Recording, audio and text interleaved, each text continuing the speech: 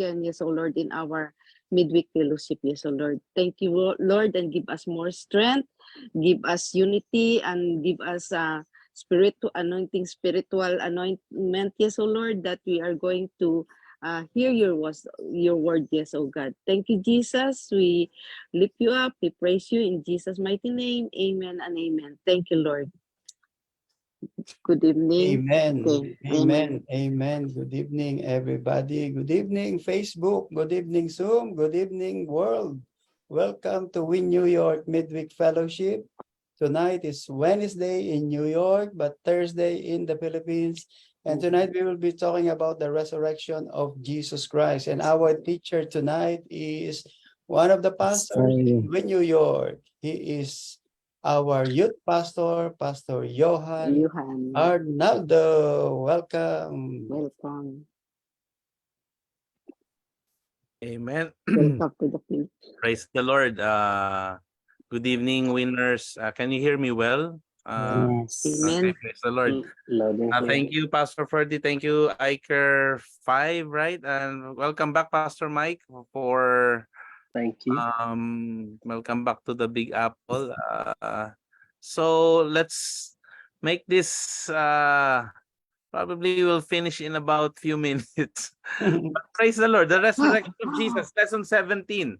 So last week, lesson 16 was Brother Ed's discussion regarding the death of Jesus. And let us have a recap of that. Last week, he was able to discuss with what is the significance of the death of Christ? What is the importance of the death of Christ? So it is, if we learn that Christ's death is sufficient for every sinner. He died for the sins of the whole world. He died for your sin and particularly my sins as well. And it is the supreme work of Jesus, right? So it was his mission. It was fulfilled. Now, the question now tonight is, did he just died or did it end there being dead? No?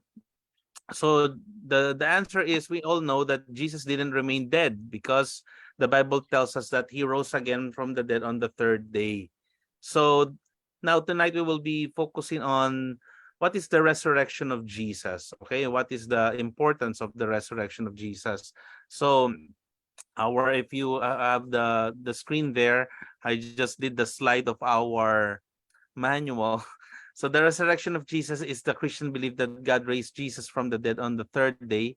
After his resurrection, it was the restoring his exalted life as Christ our Lord. And it says here that the doctrine of the resurrection is the foundation doctrine of the New Testament. And Christianity is the only religion with a living originator, that is Jesus.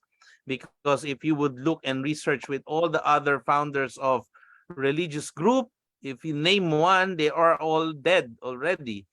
And for us, Christianity, we can really boast that we have an empty tomb and Jesus is risen, and that gives us hope to millions of Christ followers around the world. It gives hopes to you and me and to all those who will put their trust in Jesus' name. Amen.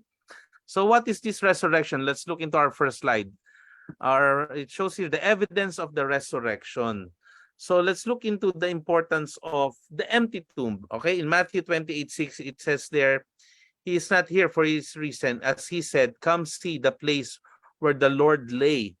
And in Luke 24:3, and they entered in and found not the body of the Lord Jesus. So we will look into the evidences of the resurrection. When we say evidence, it gives confirmation, or what are the evidence? When we say evidence, ito yung pruweba, no? Ebidensya na it's really true. The resurrection of Jesus really happened. So the first evidence is the empty tomb. So what is the significance of this empty tomb? From the verses we've read, right? We can clearly see it is empty. So walang laman. The tomb is empty. And when you say the tomb is empty, there is hope, right? There is an everlasting hope. There is a certain hope of life eternal in Jesus Christ. So we know that the tomb, what do we put in a tomb? We put a dead body, right? That this body was placed in a tomb signifies that truly Jesus had died. So we go back to what Brother Ed discussed last week. We really know that his mission was fulfilled. right? It was finished when he died. For we are reverently bury our dead. That's the word tomb. We don't put a live one or a live individual inside the tomb, right? So the tomb was found empty 3 days later, points to Jesus' resurrection. So the first evidence, like the the body where we place the dead body of Jesus Christ, after the third day, it was already empty. Okay? So it only signifies that he was really resurrected. There is a it shows that the dead body that was placed there now no more. Okay? So we can clearly see that Jesus is alive, right? Our Mhm. the leader Jesus is alive. That it's the importance of the tomb. We don't look back like the tomb is empty, right? Compared to my parents or our loved ones who passed away, when we look at their tombstone or their lapida, we know that their body is still there. The immortal, I mean the mortal, the flesh, the skeleton are still under 6 feet under the ground. But this one is totally different. The evidence of the resurrection of Jesus is an empty tomb. Okay? So it means that there's a promise of the returning Redeemer. Okay? Because the entire plan for the future has its key in the resurrection of Jesus. So unless Christ is raised from the dead, there can be no kingdom and no returning king. Okay? So we can see here that that is the significance of the empty tomb. Okay? The dead body now no more. It only gives us that, hey, may nilagay kami dyan patay pero wala na. It means it's a great evidence of resurrection. I'll be surprised when if I'll dig my parents' graveyard and I won't see their skeleton there. I'll be like, what happened here, right? But that is what happened to Jesus Christ. It was an empty tomb. The second one, the testimony of angels. In Matthew 28:46, and also in Luke 24:5-7, it says there, why seek ye the living among the dead? He is not here, but is risen. Yes, yes. Remember how he spoke unto you when he was yet in Galilee, saying, the Son of Man must be delivered into the hands of sinful men and be crucified, and the third day rise again. So the word there, the testimony of angels, those words are really very significant. He is not here, for he is risen. So, brothers and sisters, for the first time, the followers of Jesus, these faithful women of Jesus, heard what they did not expect to hear. They heard that Jesus was not in the tomb because the tomb was empty. That was what we discussed earlier, but risen to resurrection life. Okay, so we know that there's a lot of stories in the Bible. There's a lot of several examples in the Bible of people being resuscitated. That's a different one. Resuscitated before this, such as the widow's son in the days of Elijah, which can be found in 1 Kings 17:17-24, and Lazarus in John 11:38-44. So what is the difference? Each of these men, these individuals were resuscitated from death, but none of them were resurrected. Each of them were raised in the same body they died in and raised from the dead to eventually die again. Namatay din sila, right? Even if it was like the Lord showed Ruben, I'll take him out. his Okay. miraculous power, but the difference is that here they still died afterwards, few years after, right? But with Jesus, right? Resurrection is just living again. It is living again in a new body based on our old body, perfectly suited for life in eternity. So Jesus, what's the difference here? When the angel said he is not here for his reason, it gives point that Jesus was not the first one brought back from the dead, but he was the first one resurrected. So he is not here. And then they went in how? Because the stone was not rolled away. It was rolled away, right? But it wasn't rolled away to let Jesus out. Okay? So in John 20:19 tells us that Jesus in his resurrected body could pass through material barriers. But this time the stone was rolled away so that others could see in and be persuaded that Jesus was indeed risen from the dead. Okay? So that is what we're pointing here. And then the angels told them, they said here, why do you seek the living among the dead? What is the significance of that statement? This was a logical question of the angels. Why do you seek the living among the dead? The angels seemed almost surprised that the women were surprised, because of course the women, when they found out there's nobody in the empty tomb, they were surprised. And when they heard what the angel said, he's not here, for he is risen. Okay, so but the next question is, why do you seek the living among the dead? Okay, the angels seem almost, when I said, we know that Jesus said, the angels seemed almost surprised that the women were surprised as well, because after all, the angels had heard what Jesus said regarding his resurrection.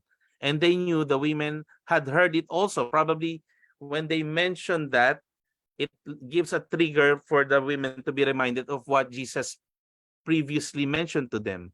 So probably they were, the angel could have been like wondered why the women were surprised. Is it binanggit natin ito ni Jesus sa inyo? Di ba? Parang it's like that. So it's the angel's question made the point, brothers and sisters, because if we would look into the spiritual meaning of that, why do you seek the living among the dead? What is that significance to all of us, right? The living are not to be found among the dead. Okay, because since Jesus, the tomb is already empty, we know that during that time Jesus already was resurrected. We shouldn't be looking into that living thing inside the tomb, because he is already resurrected. Okay, so it's the same thing with us, brothers and sisters. The moment we knew Christ as our Lord and Savior, we shouldn't be people shouldn't be finding us among the dead again. All right, we should not expect spiritual life among those who do not have it. So we don't go back to that dead life that we used to have. That is the meaning, the spiritual meaning of these things. Many look for Jesus in dead things, right? It's not only those women who were witnesses to inside the tomb, but there's a lot of people now looking for Jesus in dead things. Like what? Religious traditions, being the traditionalism, formalism, man's rules, human effort, and ingenuity. We look for Jesus to these dead things.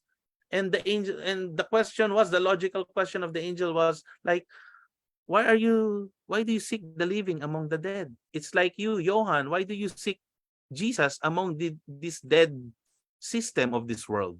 Okay? We can find Jesus only when there is resurrection and life. Johan, you can find Jesus where he should be worshipped in spirit and in truth. So it's like all of us Christians, the moment we found Jesus now, the empty tomb, now we don't find that life again in that dead spot where we used to live. We don't find Jesus into that realm of sadness, of dark moments, but we can find him now with that spiritual. We can worship him in spirit and in truth, that we could really see him alive. And it's the same thing that will happen to you and me the moment we have Jesus. Okay, we don't go back. We shouldn't be looking for him in our old tradition. We shouldn't be looking at Jesus in images. We shouldn't be looking at Jesus in our practices way back when we were not yet believers of Christ.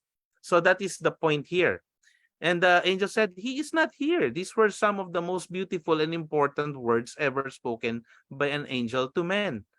And one may look all over Jerusalem and see countless thousands of tombs, but one will never find the tomb of Jesus, because again, he is not here.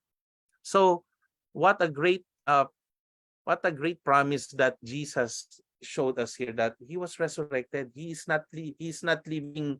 He is already alive. He conquered death. He was alive. He was resurrected. So the thing that we could see here is that we could move forward in life because of Jesus. We could have that life eternal in him. We could have that life, a changed life, because of Jesus Christ. We don't go back to the dead spots of our life anymore, brothers and sisters. Because if we do so, we have to be reminded of the same thing as what the angels mentioned to the women who went in. Probably, and even some scriptures might be, it could be, the scriptures could be speaking to us like, Johan, in this moment of trial, why are you down right now? You put your hope in God. Remember the song, how, why cast down all my soul, put your hope in God, right? Like, Johan, why are you going back to that sadness, that worries of life, the fears of life? Those are dead spots of life. We shouldn't be worrying, because why worry? The scripture will remind us, like, even the birds in the air, God feeds them, right? Do not worry about tomorrow. Those are the words in the Bible. For tomorrow should worry about itself. Because the worrying that we used to have, like, oh, I go back to that worrying life. That's why a lot of, there are captions in Facebook, if you have seen, don't be a warrior, but be a warrior. Be a warrior of God, right? We don't go back to that worries of life, where those are the dead moments of our life. But because of Jesus, we have that we have that hope in him, that he is alive, and in him our life will be alive as well. Amen. Pastor, do you want to add, Pastor? Yeah, the resurrection of Jesus is actually signify the new creation in the world, because of the resurrection of Jesus Christ, it begins the new everything, new life, new things, new creation, newness of things in this world. And that is the reason why Paul insists that I preach Jesus crucified. Because during the time when Paul was preaching the crucifixion of Jesus in Mediterranean world, there are many people who are laughing at him, because they were ridiculing the preaching of Paul, that the teaching that the Messiah of Israel, or the Messiah of the Christians, was a defeated one. He was crucified, similar to the crucifixion of other criminals in Roman Empire. But Paul said the crucifixion of Jesus Christ did not end there. He was crucified, he died, but on the third day, he rose from the grave. And that is the most significant things that happen in the world. Okay, Jesus Christ was not crucified forever at the cross. Unlike other people who died at the cross, Jesus died at the cross, but he rose from the grave after 3 days. Okay, that's why Paul said, I am not ashamed of this good news, because this is the power of God for salvation. And apart from the crucifixion and the resurrection, there is no salvation. That's why Paul said, I am not ashamed to preach Jesus crucified, because that is not the end. Without the resurrection, without the crucifixion, there is no offering. There is no salvation. And without the resurrection, there is no new creation. And Paul said, I will preach Jesus crucified. And I am not ashamed of that, because it follows that it follows with the resurrection. So you're talking about there are many people who testify, because there is an empty tomb, that even the angels testify that Jesus Christ was resurrected from the dead. So if these people says that there is something happened in the body of Jesus Christ, that including angels testifies the resurrection of Jesus, why don't we believe these people? Yeah, why there are so many people who doubted the resurrection? In fact, according to Paul, the Greek use it as foolishness. For them, it is foolishness. But for the Jewish people, Paul said it is a stumbling block. But for me, according to Paul, this is the power of God for the salvation. And whether the people agree or not, reject it or not, the plan of God will not be changed.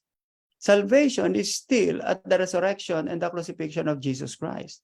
Whether people accept it or not, God will not be affected by this. The plan of God will not be changed. The plan of God will not be affected, whether people will agree or not. And we are so thankful, because God gave us the ability to understand it. Praise the Lord for the Holy Spirit.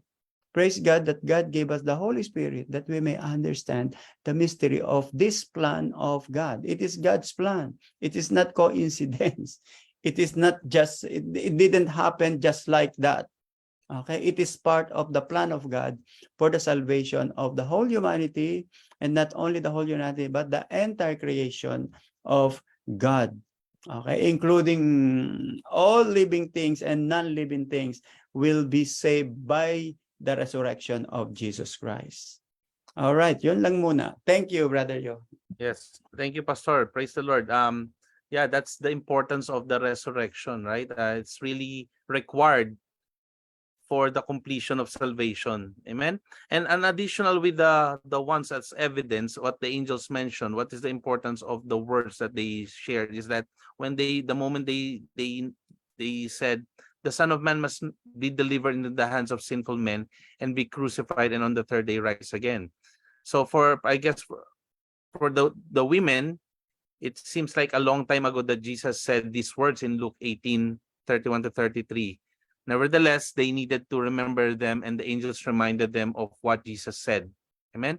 So must, it means that it's those are critical word, and the crucifixion of Jesus was necessary and needed, and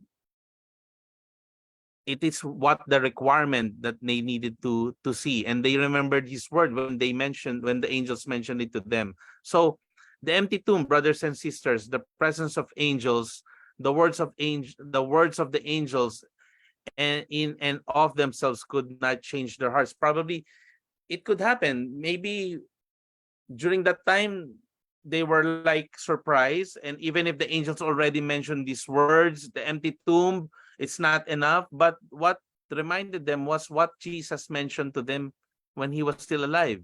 So it gave them that hope. This is the promise of Jesus. This is what Jesus was saying, what will happen to him, right? So it's like what we are what our leaders and pastor is reminding us all the time through the messages and to the teaching, like the words of Jesus could really change lives. When they remembered his word, it cheered up their hearts, right?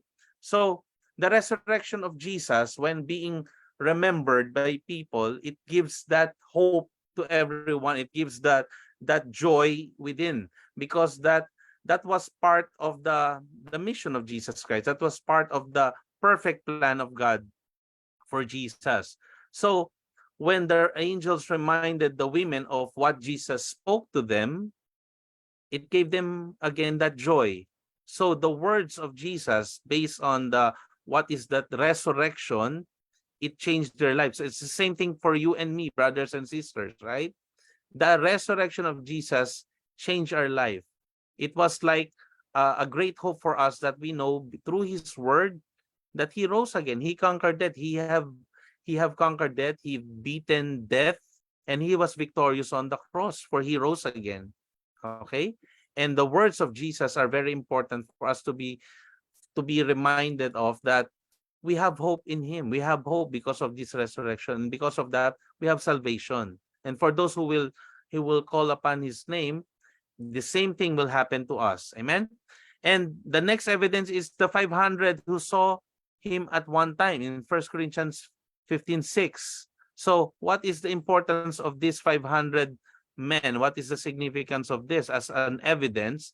It only shows that the meeting of the resurrected Jesus with 500 brethren, it wasn't really detailed, but it suggests what by Matthew 20, in Matthew 28 and 10 and 28, chapters 28, 16 to 17, that it's not just hallucinations, because when you say hallucinations, it should be personal only, but these are 500 at the same time.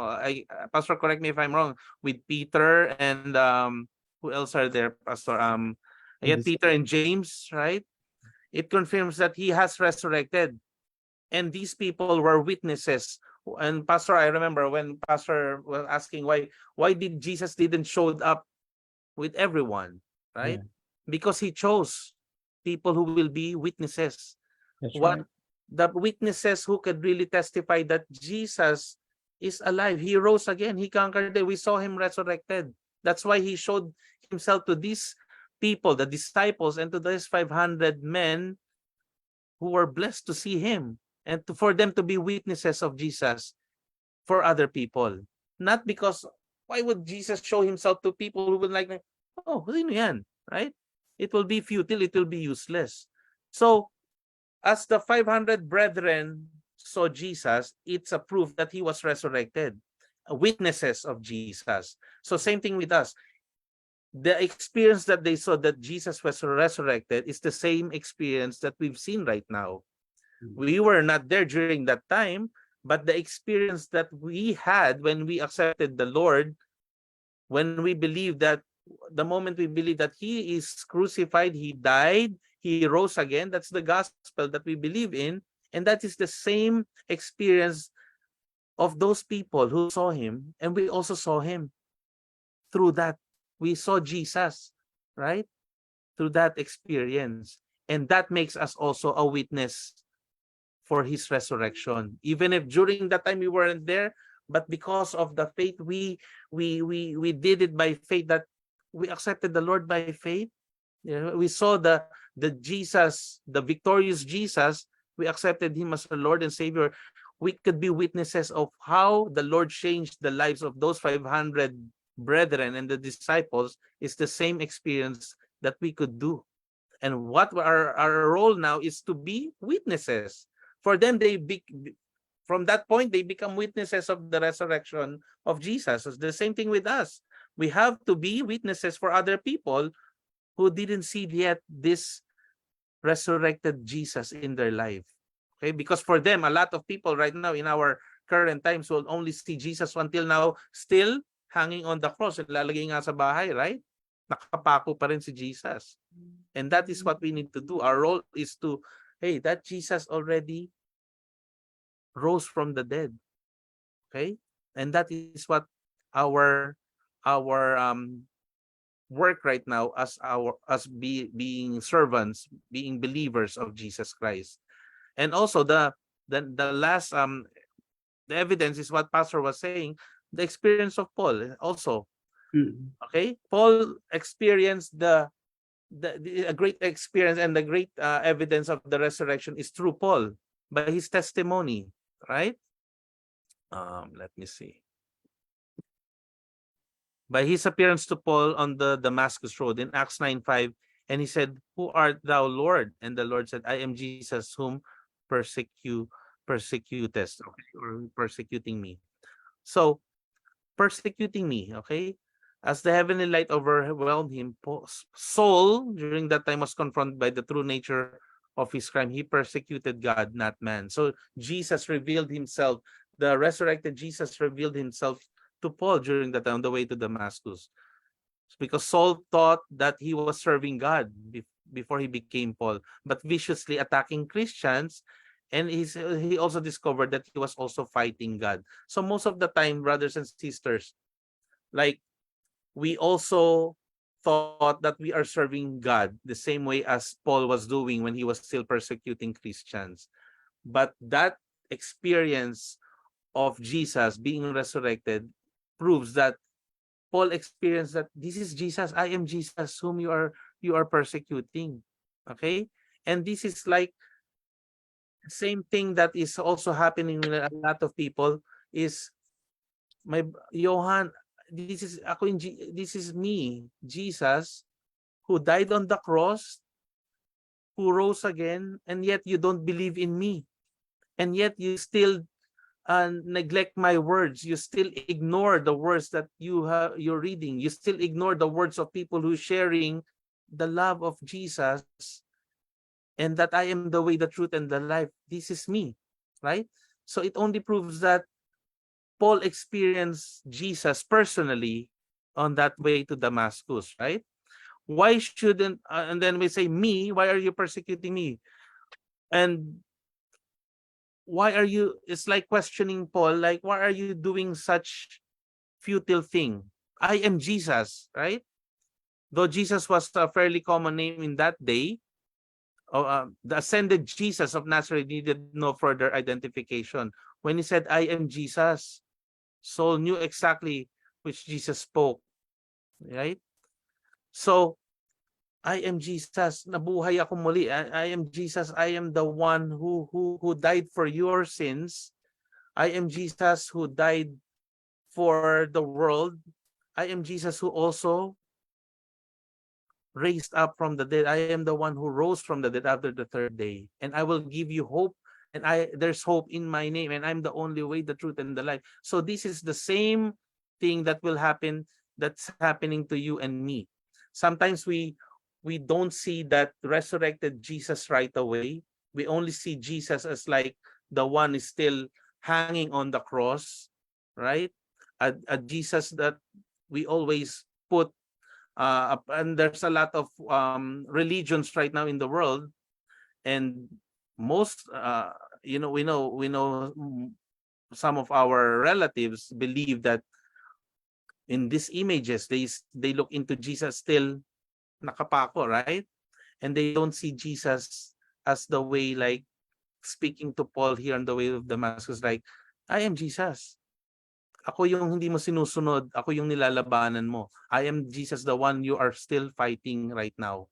But the important thing is that these evidences that we've seen here, brothers and sisters, showed that Jesus truly was resurrected, and that resurrection is a requirement for us to see the real salvation that can only be found in Jesus' name. Amen.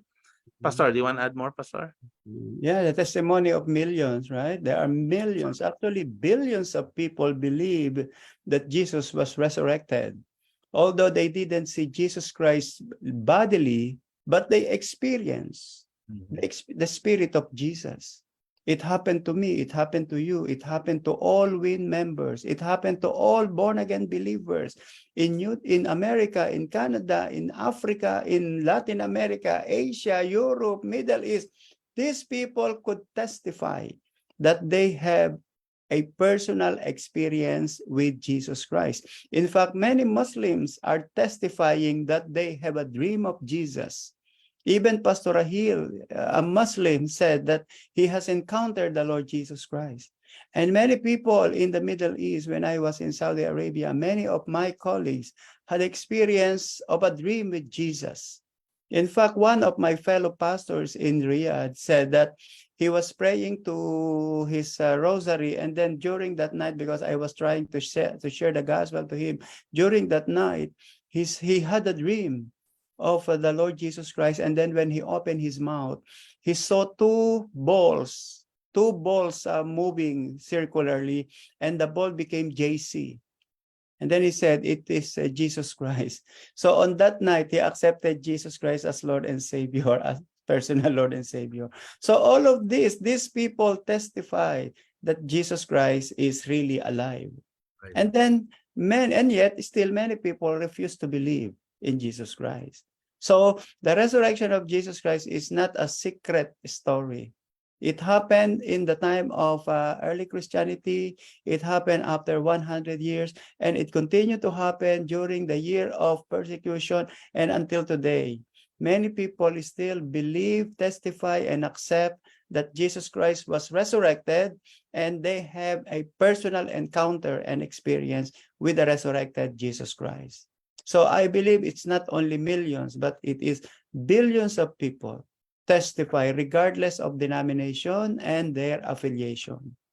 Okay, so it started from the angels, it started from Mary Magdalene, Peter, John, the beloved disciple, and until today, Jesus Christ continued to show himself not to all people, as what you have said, Brother Johan. It is in Acts chapter 10 when Peter was talking to Cornelius. According to Peter, Jesus Christ did not show himself to all people. He only showed himself to his chosen witness. Only chosen people. Okay, only people whom they were personally picked up by Jesus. And it so happened that we are those people, and we are so grateful, and we should be forever grateful to Jesus for calling us, for picking us up, for choosing us to be one of his people. And for that, we should be forever grateful to our Lord Jesus Christ. Praise God for our Lord Jesus. Amen. Yes, Pastor. Thank you, Pastor. And that is now a big responsibility for us since we experience Jesus in our life, brothers and sisters. Let us take advantage of that being witness of God. So that's why what we're doing last Sunday, we started our street evangelism. It's like witnessing for people because they haven't seen Jesus. They're blinded right now by this world, and if they will ask you, what's you never knew God in your life? I mean, like, how did you know that your God, your Jesus is real? And we didn't see him personally, but we experienced him through the Bible. When the moment we accepted him, you know that you really experienced the Lord Jesus Christ. And that is what Pastor was mentioning. You and I experience in Jesus in different ways. Some of us have different stories of how we met Jesus Christ, but one thing is for sure, that Jesus is the same Jesus who was resurrected, who is alive, who rose again from the dead. Amen. So now, what are the explanations of Jesus? Let's move forward. What are the explanations of Jesus' resurrection? So there's a lot of um claims, right? We have the fraud theory. I guess I will just mention this: the fraud theory, that the whole story is just a hoax, a deliberate imposture. History in the scripture flatly denies such a ridiculous theory. There's also the swoon theory, that Jesus only fainted for the soldiers did not kill him, and that the cool tomb and spices caused him to revive and come back to life. On the contrary, the spices were poisonous and would have killed him instead. So we also have the hallucination theory. The disciples wanted to see Jesus and thought that he would rise, so that they, in their imaginations, imagined that they saw him. We also have the ghost theory. They only saw his ghost and thought that it was Jesus. A ghost does not have flesh and bones or eat and drink, in Luke 24:39-40. Later, we will also discuss that part. And the myth theory, it was a wild story handed down by the ancients without truth. The whole canon of scripture shows the lie to this theory.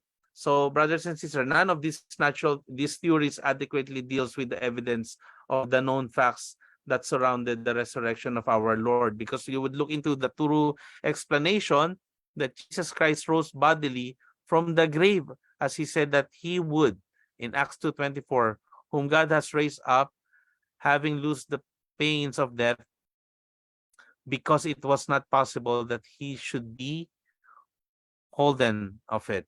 Okay? So the evidence says he rose, and this resurrection marks him out as the Son of God, as the Savior of the world, and that means the justification and peace with God through personal faith in Christ. Or if one rejects the risen Savior as their judge at the day of judgment. So the true explanation is like, it only shows that Jesus Christ rose bodily from the grave. That is the clear explanation. And there's a lot of theories that denies or trying to deny what really happened in order to have that confusion, right? And the only explanation for this is that Jesus rose from the dead, okay, as he said that he would in Acts 2:24. Okay, so if we would be looking into the next slide, we will be able to discuss it more. That what is this resurrection body? It also explains that it had flesh and bones. It Luke 24, chapter 24, verse 39. Behold my hands and feet, that it is I myself. Handle me and see, for a spirit hath not flesh and bones as you see me have. Okay? Jesus first displayed his wounded hands and feet to the disciples.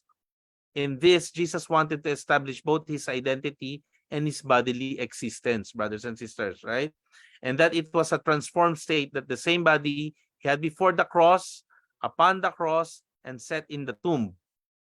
It is remarkable to consider that the resurrection body of Jesus retains the wounds he received in his sufferings and crucifixions. So, Jesus wants to show here that it had flesh and bones, right? And it shows a remarkable consideration that the resurrection of body of Jesus retains the wound that he received for in his sufferings and crucifixions. So what could be the reason why he gave point to this? It could be because Jesus wants to exhibit the wounds to the disciples, that they would know that it was the very same Jesus, that I am the same Jesus who was crucified. He was showing it to them to be the object of to be his like ornaments or trophies of his great work, the completed mission. This is still the same mission that I did on the cross. And this is the weapons that he used that defeated death. And to show that he finished his mission, a great testimony of his life, right? Handle me and see. Jesus wanted to assure them that he was a real physical body, though a different order than our own bodies. The resurrected Jesus was not a ghost, brothers and sisters. He distinctly denied that his resurrection was of his spirit only, for he invited them to touch his hand and his feet. The evidences of a material body are abundant. That is what it's the significance of this. Not just spirit lang ang nakita, no? It's his body. The account, brothers and sisters, is precisely concerned to refute the notion that Jesus only arose in spirit or is just a ghost. Rather, he rose in spirit and in body, that is, in a spiritual body. Because a spirit does not have flesh and bones as he have, some make much of the fact that Jesus said his body had flesh and bones and not more normal. So pinapakita ni Lord dito na may body rin ako. Ito rin yung katawan kong na pinako, di ba? So what is the importance of this? Hindi it refutes, or it just shows us that it's not just a spirit. There is body that was resurrected. And that is really very important. Pastor, can you add more for this pass? Why did he not included the blood there, Brother Johan? That is one of the questions. Why did he say it had flesh and bones? For the spirit has not flesh and bones. Okay, remember that blood is life. Okay? According to Leviticus and according to Genesis, in blood is life. But here, Jesus Christ doesn't need blood to have life because he is the eternal life. It's already eternal life. It's a resurrected body. And the resurrected body doesn't need life anymore. The blood doesn't need blood anymore because the life that we have is no longer earthly. Blood is only used for earthly life. Okay, but the body of Jesus Christ, which is flesh and bones, is eternal body. And it doesn't need blood anymore. All right? That's why for us, we do not know that blood is very important to God because in blood is life. Okay? And that is only known to the people of God. And that is the reason why the Gentiles eat blood, because they do not know that blood is sacred to God. But as far as Jewish people, the Israelites who knew the commandment of God, for them, blood is sacred because blood is sacred to God. And that is the reason why God doesn't want us to eat with flesh with blood or animals with blood, because for God, blood is sacred. But for the non-Jewish or the non-Israelites, the Gentiles who are ignorant of the law of God, they don't care. They just eat and eat and eat blood because they are ignorant of this. All right? They are ignorant of the blood. But here it's very clear. Jesus Christ said, I have flesh and bones. He did not mention the blood because he doesn't need blood anymore. Okay, so the body that Jesus Christ, that is the similar body.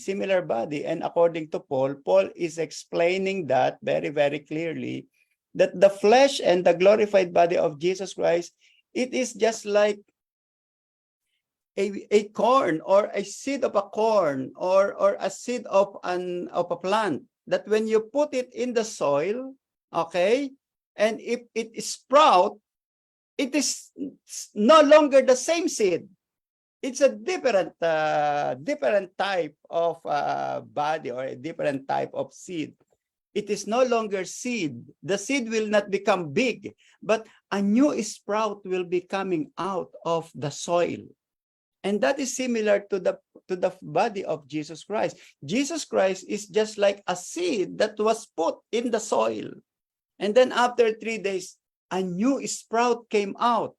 And this new sprout is a new form of body, a new form of flesh.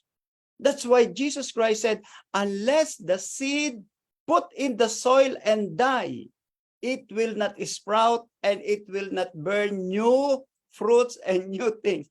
And this is exactly what happened to the body of Jesus. And that is the same thing that will happen to our body. So our body is right now here on earth. Okay? Now it has to die. Okay? Our body has to die, and then later on, after in the distant future or in the near future, it will be coming out from the soil with a new glorious body. But it's still flesh and body, but it's a different type. So it is just like when you put the seed of the corn, it is still corn, but it is no longer the seed of corn, but a new type of corn. Amen. Similar to our flesh. When our flesh will be buried, okay, but it's still flesh and blood. I mean, which is still flesh and bones, but it's a different thing. It's a different thing from the original. Okay, that is the flesh and bones of Jesus Christ, and which we call on the second part as glorious body. The glorious body. Now, Brother Johan, let me go back to the prod, this explanation of Jesus' resurrection. Remember that when Jesus Christ was resurrected, there were two reports that spread all over Israel and Mediterranean world. Number one, there are two reports. Number one is the report of the disciples of Jesus, that Jesus was resurrected. That's the first report. But there is a contradicted report. There is a contradicted report that also spread all over Mediterranean. What is that? That the body of Jesus was stolen. So these two contradicting reports are now being heard by many, many Israelites and Jewish people all over Mediterranean world. So one group said the body of Jesus was resurrected. Another group said, especially the Pharisees and the Sadducees, okay, they are reporting to the people that the body of Jesus Christ was stolen by the disciples of Jesus. And the disciples of Jesus were all liars, and they are spreading that Jesus Christ was resurrected. And unfortunately, many Israelites and Jewish people believe the bad report. It is just like the bad report of the 10 spies over the good report of Caleb and Joshua. Instead of believing the report of Caleb and Joshua, they prepared to listen to the report of other 10 spies. Remember when they entered the promised land? So those are things that's happening for the next 10 years, 20 years, 30 years, 40 years, until such time that nobody will listen to the report of the disciples. That's the reason why until today, many Israelites or Jewish people do not believe in the resurrection of Jesus Christ. So those are prod, okay? Prod theory, swoon theory, hallucination theory, ghost theory, or myth theory. So for them, Jesus Christ is just like a ghost. Now you see him, now you don't. Now you see him, now you don't. Okay, so for them, this is just like a ghost. And then the disciples said, he has been resurrected. Okay, so those are report that confuse the mind of many, many people in early Christianity. That until today, okay, until today, it's not new. It already started from the early period of Christianity. So those who refuse to believe, like many Israelites, many philosophers, continue to follow this erroneous report. Okay, so let's continue our resurrection body. Amen, Pastor. Praise the Lord. Parang mas maganda pa si Pastor na mag-explain lahat eh. Pastor. But you know what Pastor was mentioning, glorious body, no more blood, right? That was really one of the important thing that was really um a giving point here. Number, it was a glorious body in Philippians 3:21. Who shall change our vile body that it may be fashioned like unto his glorious body? So what is the importance of this resurrected body's description? Our Savior can do and will do something that no one can do. When we are resurrected as believers, we will have the same type of body. That is what Pastor was mentioning, that Jesus himself had when he was resurrected. Jesus was not merely resuscitated from the dead in the same body. He was resurrected in a new body, patterned after the old, yet equipped and fitted for heaven. So that is what's gonna happen with us. It's like gonna be um it's patterned, but it's new. It's like the seed what Pastor was explaining to us, the corn, but it will be sprouting, the seed will be dying on the ground, but it will be showing in a different form, and that will be that is gonna the event that that will unfold when our time comes to see heaven, right? So all these things will happen to all these believers, and will have the new body fit for heaven. So how exciting it would be. Ako, brothers and sisters, I believe I'm a very I'm very excited to know what will how do we look like, Pastor, in heaven of us. Even is it our hair ba? Is it what age will be our standard age in heaven? I remember I keep asking this to my dad before, and he told me, I think I'm around 30 plus years old, but I don't know what are we going to look like. And I definitely be very much excited to see what will be the glorious body look like, and that will be very much exciting, Pastor. That's right. That's beyond our imagination. Yes. So another description of the resurrected body, his resurrection, it was an immortal body one. Of course, immortal means it will never die. In Romans 6:9, knowing that Christ being raised from the dead dieth no more, death hath no more dominion over him. So it means that all believers in Christ, we have eternal life in him, Yes. right? It will have eternal life. The moment we accept the Lord, if we die, because that's the process, we need to die in order to have that process of salvation. And you know, the glorious body, it will be immortal. It will be, no one can snatch that life anymore. That's why the moment we accept the Lord Jesus Christ, that is, we have eternal life. John 3:16, right? That's the promise. Whoever believes in him shall not perish but have everlasting life. And that will be the life eternal in him, immortal body that will never die anymore. It will be a spiritual body, it says here. 1 Corinthians 15:44. It is sown a natural body, it is raised a spiritual body. So we shall be changed, right? It will be changed.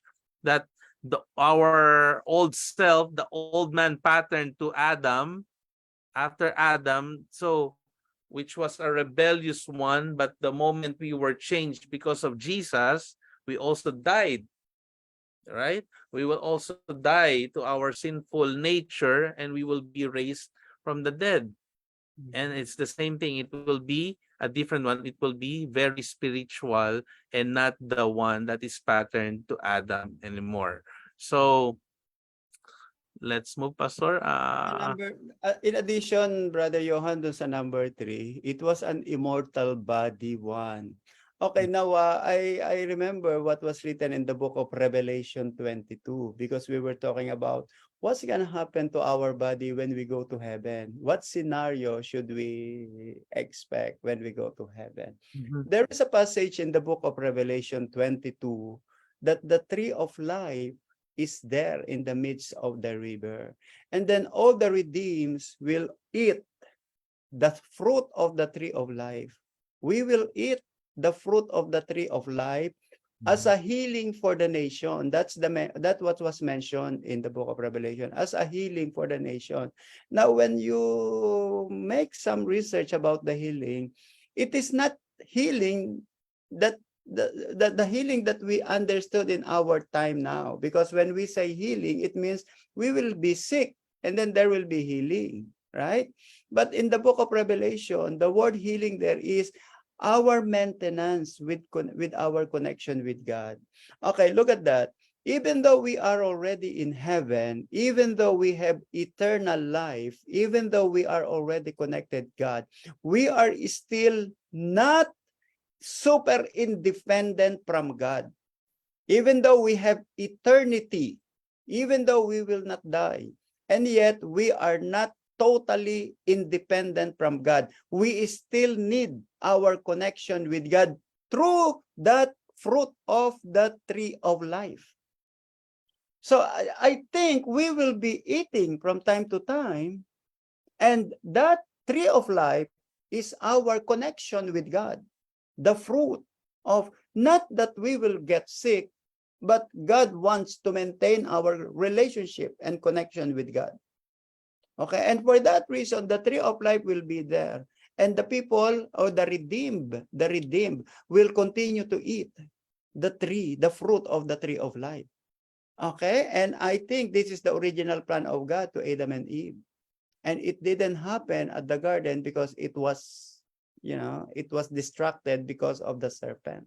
But in the eternity, okay, in eternity, the original plan of God will continue to be followed by humanity.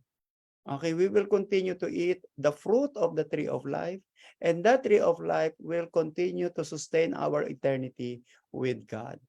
Okay, and I believe all the redeemed are very, very obedient. We have a perfect connection with God. We have a perfect and wonderful relationship and harmonious relationship with God and with all the redeemed people. Because we are called redeemed, because we had been redeemed by the Lord Jesus Christ. Amen. So that is our immortal body. Although we are immortal, we have eternal life, we will not die, we will not commit sin, and yet God will still require that we should maintain our connection and our relationship with Him by eating the fruit of the tree of life in heaven. In heaven, it also mentioned in the paradise. Okay, in the paradise of God. Which is, so those are just a glimpse. Okay, those are just a sneak preview of what's gonna happen to our body when we go to heaven. Okay, it's only a very small portion. Okay, para bang may pinakita lang si God na a sneak of things to happen in your body when you go to heaven. All right, so we will not be surprised, okay, because God gave us a portion of revelation in the book of Revelation. These are only small things, di ba? So praise God. We know kung ano na magaganap sa atin. All right. Praise the Lord, Pastor. A beautiful promise that because of Jesus, yeah, right? We have been raised from the dead, and dies no more. Death no longer has dominion over us. So because we died to sin with Jesus, death no longer has dominion over us. The new man not only has life, he has eternal life. We have eternal life, not just an ordinary life, but life eternal through Jesus. So, brothers and sisters, it says here, also the resurrection of the dead. It's hard to understand what our resurrection bodies will be like. It's just a glimpse what Pastor was sharing to us. So Apostle Paul also used some contrast to help us, giving for contrast between our present body and our future resurrection body. So what are these contrasts? Like incorruption triumphs over corruption, glory triumphs over dishonor, power triumphs over weakness, spiritual triumphs over natural. So it means like it's all the positive things will happen because of eternal life in Jesus compared to the opposite. Because if we don't have Jesus, it's all corrupted life, dishonor, weakness, and it's just all the failed description of life, which is not suited for heaven. So that is what's gonna happen if we are not with Jesus Christ. But praise the Lord, we have eternal life. And that is what the resurrection of Jesus significance through all Christians who also die in their sins through Jesus because of Jesus Christ. Amen. Praise the Lord, Pastor. Brother Johan, yesterday I was watching the 700 Club. Oh, Okay. And then the guest speaker, the guest there is Ruth Graham, the daughter of Billy Graham. And he has a book about the imminent return of Jesus. You know, she said that the Lord Jesus is really coming soon. That's why he encouraged the Christian to be more aware of the second coming and the prophecies of the Lord Jesus Christ when he said, I will return and take you all unto me. Okay, for her, the coming of Jesus is very, very clear. And she encouraged those who are watching that we really need to be aware of this. Okay, if you are, as I said, if you are half believers, if you are half in commitment, if you are half in your faith in Jesus Christ, you better change it, because you might be left behind if rapture will take place anytime soon. Okay, the way she explained, para bang it's really coming, it's really happening in the next few weeks or few days. Okay, that's why she said we have to be excited on the second coming of our Lord Jesus Christ. Okay, so for us, for me, as a pastor, as your one of the leaders here in the church, I would like to encourage everyone, okay, especially our beloved Win New York, okay, and all those who are watching in Facebook, let us continue to look forward on the second coming of Jesus. Not only on the ministry, not only because if you focus on the ministry, it is more on earthly things. Okay, ministry is only a vehicle of God for us to go to heaven. Our focus, our main focus is not the ministry, my brother and sisters. Our main focus is Jesus Christ, resurrection, and the second coming. Okay, all of those ministries are just secondary. They are not the main point of your Christian faith. Okay, because the real thing is the Lord Jesus Christ, the second coming, and the translation of the believers, the rapture of the believers, and the resurrection of the dead in Christ Jesus. Okay, I want to repeat that ministry is not the main issue. The main issue is Jesus Christ. Ministry is only your vehicle to go to heaven. All right? That's why heaven is our main focus. Jesus is our main focus. And Jesus Christ gave us lots of prophecy about rapture, resurrection, heaven, eternal judgment, and they will happen all in heaven, not here on earth. What if you will be left behind? How will you experience all those promises? Sayang, nagpagod ka pa naman. And then at the end of the day, you are disqualified. This is what Paul said. I am doing a lot, I'm doing a lot, and then at the end of the day, I don't want myself to be disqualified, because my focus is not Jesus, but ministry.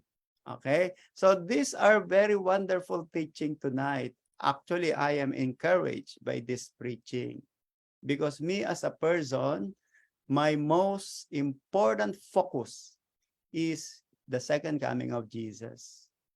Okay, so ministry is only the way for me to maintain my focus This is only my ministry. This is only the way to maintain my focus on Jesus.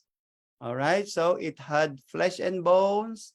It was a glorious body. It was an immortal body one, and it was a spiritual body.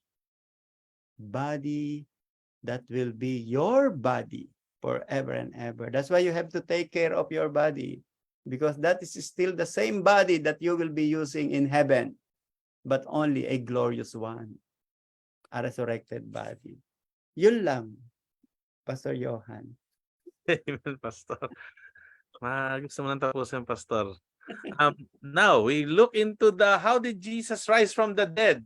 Okay, there are three things: by the power of the Father, by the power of Christ himself, by the power of the Holy Spirit. If we would look into these three, it's like they're involved, right? The Father himself, the Son, the Holy Spirit is involved with the resurrection, the rise from the dead. So it means that the three, the God, the Father, Son, Holy Spirit, has a big role in our lives. Amen. So the first one, by the power of the Father, by the weakened hands have crucified and slain, whom God had raised up. So that's God's Father's will, and that's the plan of God. Part of the plan of God that is really being fulfilled. Okay, because of that perfect plan and blueprint of God for Jesus Christ. So the Father has a plan for you and me as well. And by the power of Christ himself, John 2:19, Jesus answered and said unto them, destroy this temple, and in 3 days I will raise up. So what is this? Destroy this temple, and in 3 days I will raise it up. Jesus spoke here of the temple of his body. He probably even gestured to himself as he said this. Jesus knew that the religious leaders would attempt to destroy his body, but he also knew that they would not succeed. Okay? Because on the third day he rose again. So the irony here, brothers and sisters, is that the religious leaders themselves would be the means by which the prophecy will be fulfilled. When Jesus said, destroy this temple, he knew that they would in fact do their best to destroy it. So we know that at the trial of Jesus, one of the charges brought against him was that he said that he would destroy the temple, right? In Matthew 26:60-61 and Mark 14:57-59. But when he died on the cross, the mockers reminded Jesus of what seems to be an impossible promise. So destroy this temple. Jesus wasn't against the temple, but he certainly looked beyond it. He even told brothers and sisters, if you remember, told the Samaritan woman that there was a day coming when people would not longer worship at the temple in Samaria, Jerusalem, but they would worship God in spirit and in truth. Okay? The body of Jesus is still a temple. In Ephesians 2:19-22 and 1 Peter 2:5, both connect the idea of the church, metaphorically called the body of Christ, with the temple built upon and built by Jesus Christ. So Jesus said, I will raise it up. Okay? Jesus confidently claimed the power to raise himself from the dead, and he repeated the claim in John 10:18. It is interesting, brothers and sisters, see that to note that the New Testament also claims that God the Father raised Jesus from the dead, and that the Holy Spirit raised him from the dead. In Romans, you can find it in Romans 6, chapter 6:4, Galatians 1:1, Romans 1:4, and Romans 8:11, because the resurrection of Jesus was a work of each person of the Trinity, each working together. So, what is the point? No mere man could make the claim to raise himself from the dead, even if one had confidence that God would raise him. The claim of Jesus is remarkable and evidence of his self-awareness of his deity.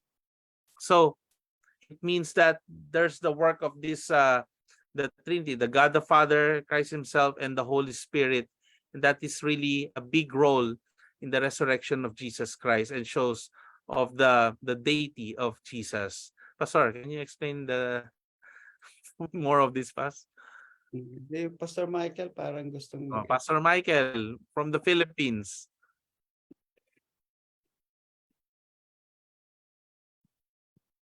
Go back sa ano. Ayun, Pastor, can you go back din sa yung result, Pastor? How did Jesus rise from? If you could see here in our study, we could see that God the Father, Son, and the Holy Spirit made their ultimate plan long time ago, even before the whole creation was created by God. So Jesus is not a victim, so, which I used to believe in the past when I was, you know, when I was a very weak Christian. But then it's the ultimate sacrifice that only the blood of Jesus Christ. And so the resurrection of Jesus, imagine the whole thing. So I'm gonna go back and yung the birth of Christ, his life, his simple life as a child, as an adult, starting off a ministry in during his time. Everything was very simple, but it was impactful to those who surround him and to those who witness him. It was impactful, number one, because all three of them are working together. And so when Jesus Christ was resurrected, it was the plan of God. It was also the plan of Jesus Christ and the plan of the Holy Spirit, because these three are one. And in all of this resurrection, the story about the resurrection, it excites me because I have something to look forward to.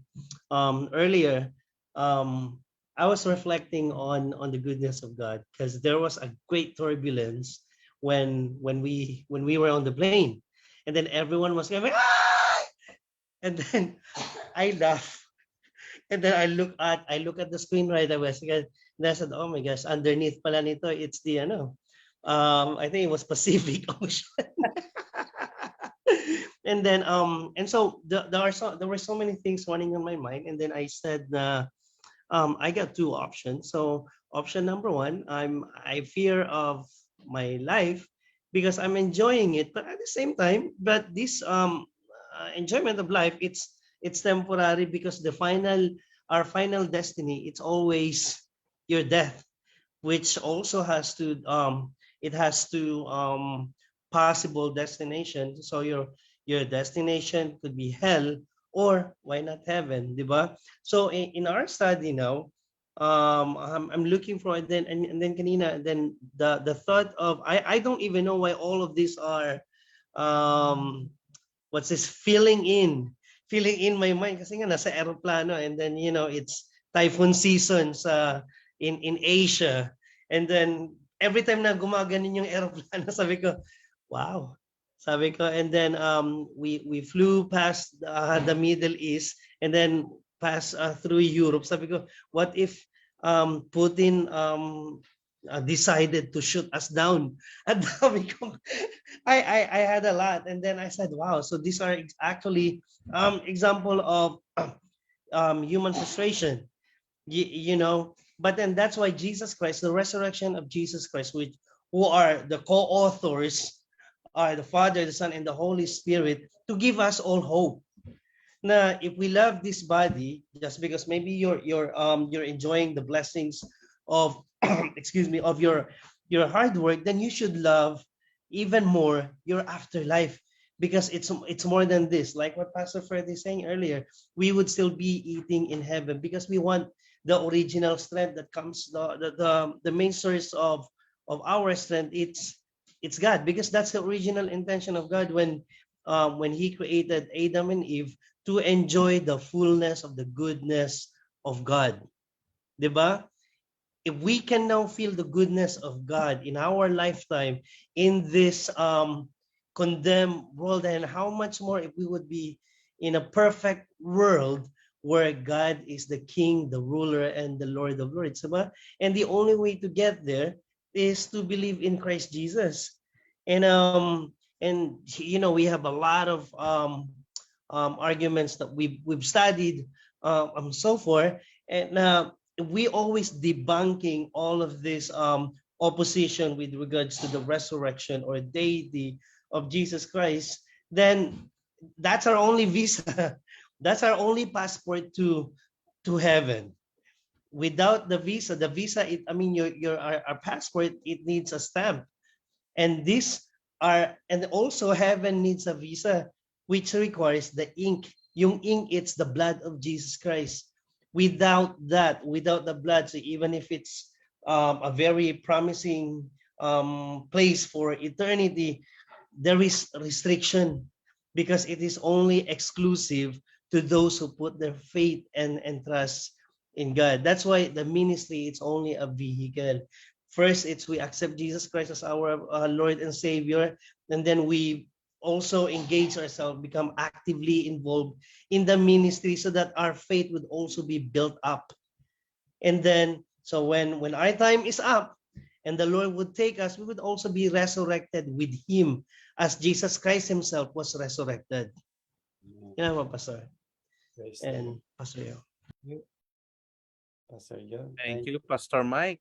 Wow, praise the Lord. Sana tapusin na natin. Turbulence Praise pa. the Lord, Pastor Mike. That's true, no?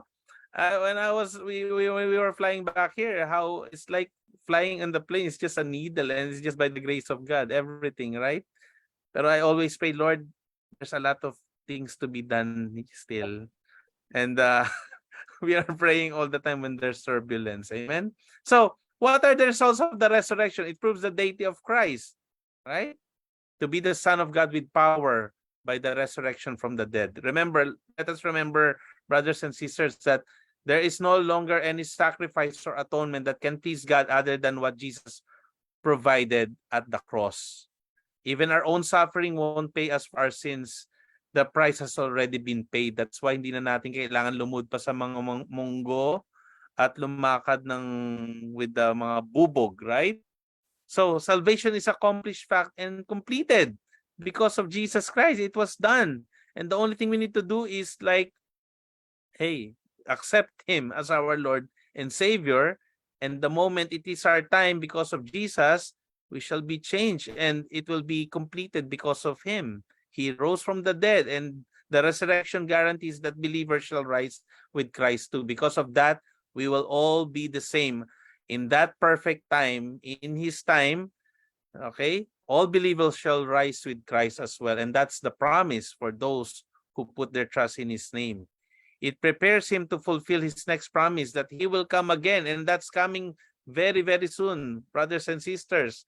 That's why this is the moment for us to really work double time. Let us not waste our time in this, the moment we still have this blessing of life.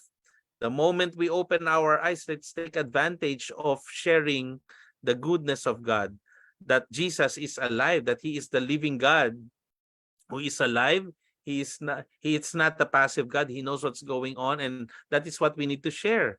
And we know that He's coming soon, and let us prepare ourselves, because the enemy will try to pull us down to be lukewarm Christians. Let us keep our fire burning, our oil in our lamp burning, so that when the moment He comes again, we will all be ready. Because pag dinatnan tayo ng Panginoon na nanlalamig sa Kanya, ay kawawa tayo. The same thing will happen to the people who wouldn't believe and call to His name. That's why our role now, that's what we do. We do the mission. We do the mission field. We do evangelism because we want people to have the same experience as what Jesus did to us. And because of this, the power of His resurrection, it means a newness of life that comes to us by the resurrected Christ, living His life through our bodies. And this body is now, because of Jesus, we are now living. He is now living in us. Amen? The moment we have that Jesus, we are a new creation. The old creation has passed away, and behold, the newness of life. We are being transformed. That's why our mind now, our mindset will be focused on Jesus Christ until He comes. We have to be prepared that our life will be focused on Him alone. Amen? That's why for our conclusion tonight, a nice conclusion that we could read. Okay? Resurrection is the greatest power in the world outside of the power of prayer. Resurrection surpasses the power of atom, hydrogen, cobalt, or uranium. Yeah? They have the power to destroy. Okay? Atomic bomb, everything, it could kill. But resurrection has the power to give life to the dead. Yung mga binigay na yan ng mga sample sa ating book, no, 101, it shows all of these things that can be found in the world are designed to kill and destroy. But because of the resurrection, it is the power to give life. And that is what we need to, that is what we experience because of Jesus. That is what we're looking for now. Because of Jesus, we have eternal life. Because of Jesus, we have the joyful life waiting for us in his kingdom. But for us Christians, we have to share that eternal life to other people. We need to give them and share to them this resurrection, not the to destroy, not the material to destroy them, but we have to give to other people the power of Jesus Christ, the resurrected Jesus, that Jesus is alive. Jesus loves you. He is alive and he has power to give life. And that is the life that can only be found in him. That's why in John 14:6, Jesus said, he is the way, the truth, and the life. No one comes to the Father except through him. And this is what a lot of people should do and learn. And this is what we need to fulfill in sharing his word for other people. Praise the Lord, Pastor. Amen. Praise God. Thank you. Thank you, Pastor Johan. So before we close, I just want to have some announcement. Okay, this is an announcement that on Sunday, this is gonna be our uniform for evangelism. All right, so any color, blue, yellow, green, if you have green, you can do that. Okay, so that's a special announcement. Okay. All right, so let's close it in prayer. Okay, who will do the closing? Sister Rosalina Flores. Okay, open ba yung camera mo? Opo, Sister Resi will close us in prayer.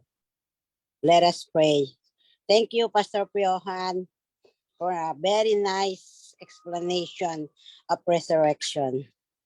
Hallelujah, Lord. Father God, thank you so much for this night. Thank you for your son, Jesus Christ, died on the cross because of us. And after 3 days, they rose again and resurrected, Lord. Thank you, Lord, that we hope that we are your children, that when you're coming, oh Lord God, we are ready when the second coming of yours, oh Lord God. And Lord, penetrate the word of God, the word of you, oh Lord God, that in our heart, and leave us, oh Lord God, with a Holy Spirit always in us. Lord, thank you for your son, Jesus Christ. In Jesus' name we pray. Amen. May the blessing of the Lord Jesus, the love of the Father, the communion of the Holy Spirit be upon us all. Go in peace in Jesus' name. Amen and amen and amen. Praise the Lord and welcome back, Night. Michael from Philippines. Thank you, Pastor. Welcome back. Yeah, Manila.